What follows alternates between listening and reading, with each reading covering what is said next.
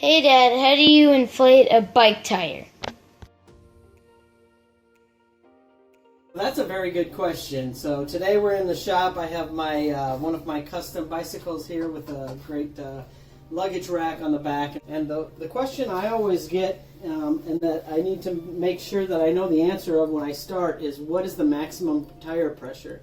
It's the same question for bikes or for cars or motorcycles or anything that needs to pump up a tube. It'll have a maximum pressure. And in every case, why does this bike not want to stand up? Oh, I know, because it's too tired. If you have really good eyes and really good lighting, it's really easy to find because there's contrasted bumps on every tire that talks about the maximum pressure in PSI, and then sometimes it has metric units too. I have a tough time with that because of my eyes and because of lighting, so I'm also going to tell you some tricks that I use in order to do that. The most common trick is a dad trick.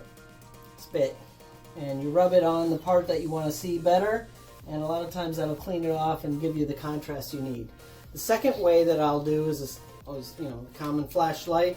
You can highlight there and you easily see that. And the third thing that I'll use sometimes is chalk, and you can use chalk and you can go like that and you can see the contrast. This really looks awesome right now. And it says on this tire 40 to 55 psi, and so that's where we need to pump the tires to. In that range in order to be fully ready to go. Find where the little nozzle is to put the air in, and here it is. And they typically, if they're kept well, have a little plastic cap that you twist off real easily. And then the next tricky part is how to put the pump on. Sometimes you'll have a foot pump, sometimes you'll have a hand pump. Whatever it is, it has a little fixture like this that basically has two positions. This and this, and when you're down like that, that means that it's on if you have it pushed down solid. So right now it'll go off and on, and I push it down solid and I put that tight, and now it's on there tight and it won't come off very easily. So now I need to pump, and I need to get between 40 and 65 psi, and luckily this thing has a little gauge, so that's going to be my primary method.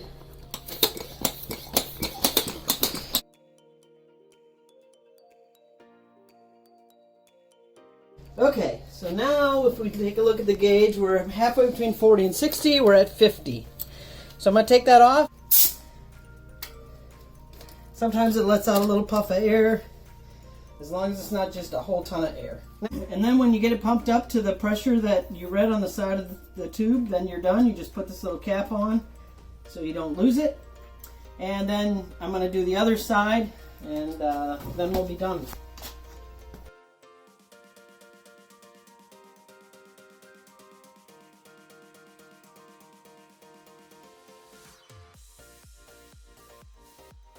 So that's it for this video. I hope you learned something and you got a chuckle or two.